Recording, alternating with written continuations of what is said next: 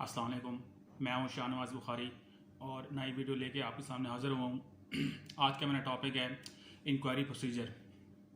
ये civil servant act 1933 से लिया गया है। हाल ही में इसकी एक नई अमेंडमेंट हुई है जो मैं आपके साथ शेयर करूंगा। बेसिकली इंक्वायरी प्रोसीजर का मकसद सही सिविल सर्वेंट एक्यूज़ को नॉमिनेट करना है ताकि कानून के तकाजे पूरे हो सकें। अब इसमें जो नई अमेंडमेंट हुई है इसमें 9 अहम तब्दीलियां की हैं और सिविल सर्वेंट को जो एक कमेटी जो पहले होती थी अब उसको 2 या 2 से ज़्यादा ऑफिसर कमेटी का मेंबर होंगे। अब या जो मिसाल के तौर पे अगर 2 ऑफिसर हैं इंक्वायरी ऑफिसर, अब उनको पास सिविल कोर्ट की तरह इख्तियारात होंगे कि वो किसी भी सिविल सर्वेंट को सिविल प्रोसीजर के तहत उसको नोटिस जारी कर सकते हैं, उसे रिप्लाई कह सकते हैं। 10 से 14 दिन के अंदर वो अपने रिप्लाई जमा कराए। प्रोडक्शन ऑफ डॉक्यूमेंट्स हैं, कॉल फॉर एनी एविडेंस है, इशू ऑफ कमीशन है और ये सारा प्रोसीजर जो है 2 महीने के अंदर 60 दिन के अंदर रखा गया, फिक्स मुकम्मल होना है। और फिर वो कमेटी को रिकमेंड कर दीजिएगी कि क्या ये सिविल सर्वेंट बेगुनाह है या ये अक्यूज सिविल सर्वेंट या इस पर कन्विक्टेड हो गया इस इंक्वायरी में। अब मज़े की बात यह है कि यहाँ पे उन्होंने क्रॉस एग्जामिन का भी इसमें तस्करा किया है और एक्स पार्टी प्रोसीडिंग का भी ऑप्शन रखा गया है। अब चलते हैं शुरू से नोटिस की जानिब। कोई भी सिविल सर्वेंट, कोई भी डिपार्टमेंट अगर समझता है कि ये इसके खिलाफ क्रिमिनल चार्जेस हैं, करप्शन के चार्जेस हैं, माल प्रैक्टिसेस हैं, चार्जेस हैं, तो सबसे पहले उसको नोटिस जारी करेंगे जिसका सिविल सर्वेंट पाबंद है 10 से 14 दिन के अंदर जमा कराने का।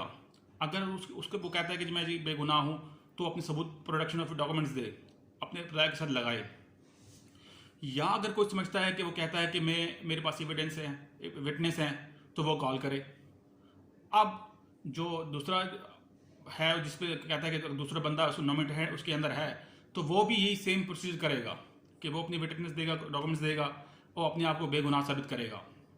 यहाँ मैं एक चीज़ बताता चलूँ, अगर इस दौरान इंक्वायरी के दौरान अगर वो समझता है कि मैं जी मेडिकल अनफिट हूँ, बहुत से लोग बहुत सी इंक्वायरी में इससे पहले ये होता था कि वो मेडिकल की दरख्वास्त देते थे कि जी मैं मेडिकल फिट हूँ, तो 7 दिन से ज़्यादा उसको इजाज़त छूट नहीं मिल सकती क्योंकि 2 महीने के अंदर करना है और मैक्सिमम जो है वो 7 दिन की एडजमेंट है, इससे ज़्यादा नहीं मिल सकती। अब वो हर सूरत में अगर तो वो कहता है कि मैं बीमार हूँ, मैं तभी बुनियाद मेरा मसला है, तो वो मेडिकल बोर्ड के सामने पेश हो, अपने जो भी उसके साथ है लवाजमात हैं वो करे। अगर वो कहता है मैं पेश नहीं होता तो कमेटी के जो मेंबर हैं इंक्वायरी ऑफिसर वो खुद एक्स पार्टी डिग्री करने के मजाज हैं, यानी कि एक्स पार्टी फैसला कर सकते हैं उसके खिलाफ।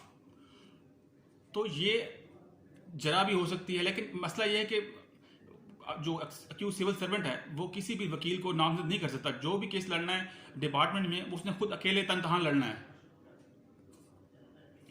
अब इसका क्या असरात हैं, क्यों रखा गया है, पर्सनल हियरिंग का भी मौका रखा गया है, इसलिए कि ताकि जितने भी मसले हैं वो सिविल सर्वेंट के डिपार्टमेंट के अंदर हल हो जाएं, ताकि रश कम हो।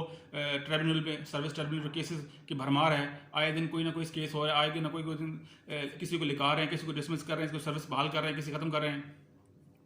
फिर एक मज़े की बात, जो पंजाब एम्प्लॉय एक्ट 2006 में एक चीज़ रखी गई है अकाउंटेबिलिटी की, यहाँ भी रखा गया है, वो है प्ली बार्गेनिंग का।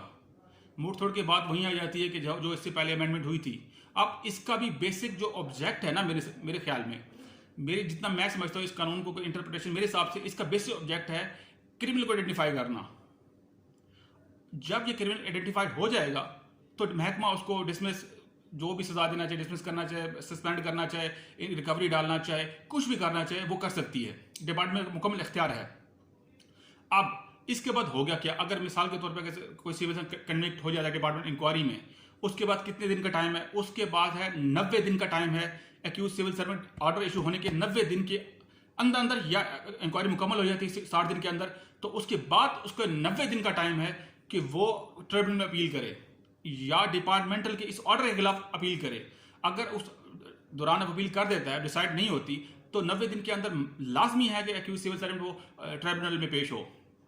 अदरवाइज, क्योंकि civil servant act special law है, जैसे कि मैंने अपनी पिछली वीडियो में कहा था कि एक दिन का भी आप कंडोनेशन डिले की एप्लीकेशन फाइल नहीं कर सकते किसी भी स्पेशल लॉ में, क्योंकि अगर स्पेशल लॉ में अगर मुद्दत दे दी गई है फिर तो किसी सूरत में भी कंडोनेशन की एप्लीकेशन फाइल नहीं हो सकती। ये तो क्लियर कट है। अब वो जाके चाहे वो कोई भी सब्जेक्ट मैटर हो, 100 पहले भी लोगों ने मुझसे कहा कि वो सब्जेक्ट मैटर जो मर्जी हो, चाहे वो सर्विस का हो, सीनियरिटी का हो, चाहे अलाउंसेस का हो, जिसका मर्जी सब्जेक्ट मैटर हो सिविल सर्वेंट में, तो उसको 90 दिन के अंदर अंदर वो अपील फाइल करेगा ट्रिब्यूनल में। फिर आगे उसका केस चलेगा, जो उसकी प्रोसीडिंग है, लवाजमात हैं, वो साथ साथ चलते रहेंगे। अब एक सवाल और उठता है कि यहाँ पे कि जो एम्प्लॉयज़ हैं यूनिवर्सिटीज़ के, यहाँ मैं एक चीज़ बताता चलूँ, लेकिन ये इससे थोड़ी हट के है। यूनिवर्सिटीज़ के एम्प्लॉयज़, उनके जो कानून है ना वो नॉन स्टेचुरी है। उनके लिए जो पहला फॉरम है वो है लेबर कोड। आज के लिए इतना ही। जिन लोगों ने मेरा चैनल सब्सक्राइब नहीं किया वो सब्सक्राइब कर लें ताकि जुड़े रहें मेरे साथ मोर इन्फॉर्मेटिव वीडियोज़ के लिए। खुदा हाफिज़।